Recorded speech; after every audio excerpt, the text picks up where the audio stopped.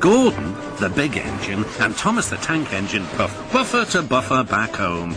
It had been a busy day. First, Thomas had teased Gordon about the time that the big engine had slid into a ditch. Then Thomas fell down a mine and Gordon came to his rescue. "Remember, Thomas," called Gordon grandly, "united we stand, together we fall. You help me and I'll help you." "I'll remember," replied Thomas, "but I hope the Fat Controller forgives us soon." Suddenly they noticed something. As the two engines whistled into the sheds, everywhere they looked they saw paint pots and painters. "Bust my buffers," said Thomas. "What's happening?" "Shh," whispered Percy. "The Fat Controller is going to tell us now." Ladies, gentlemen, and engines, I am honoured to inform you that Her Majesty the Queen herself is coming here to visit us. Now, on with the preparations. The engines wondered who would pull the royal train. "I'm too old to pull important trains," said Edward sadly. "I'm in disgrace," sighed Gordon gloomily. "He'll choose me, of course," boasted James. "You," snorted Henry, "you can't climb hills.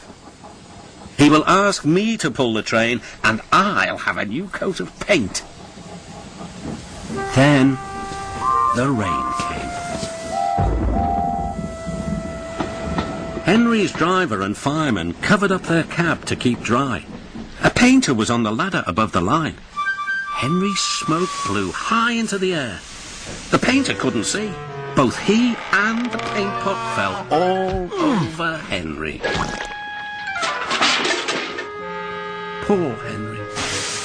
"Well, you're not a pretty picture," sneered the painter. The Fat Controller spoke next. "You look like an iced cake, Henry. That won't do for the royal train. I must make other arrangements."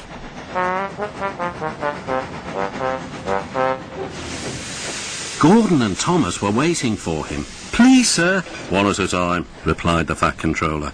"Yes, Gordon?" "May Thomas have his branch line again?" I think you are both very sorry and deserve a treat. Edward will go in front to clear the line. Thomas will look after the coaches, and Gordon will pull the train." The great day came. All the engines worked hard, bringing people to the town. Thomas sorted out their coaches in the yard.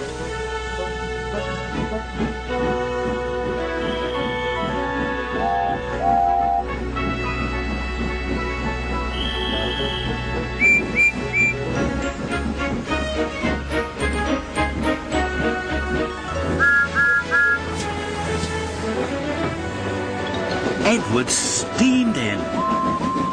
"Beep! The Queen is here!" Then Gordon whistled as he approached the station. Everyone knew that sound. The Queen's train glided into the station. Gordon was spotless, and his brass shone brightly.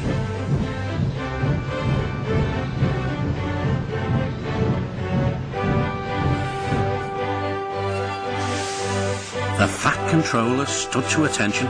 "Welcome, Mum." The Queen thanked him for a splendid run and asked to see all the engines. "Beep, beep," whistled Toby and Percy. "Shh," hissed Henry and James. But Toby and Percy didn't care. "3 cheers for the Queen!" "Beep, beep," whistled the engines. When it was time to leave, the Queen spoke specially to Thomas, who fetched her coaches, then to Edward, and finally to Gordon, who took her away. No engines ever felt prouder than those on the Fat Controller's railway.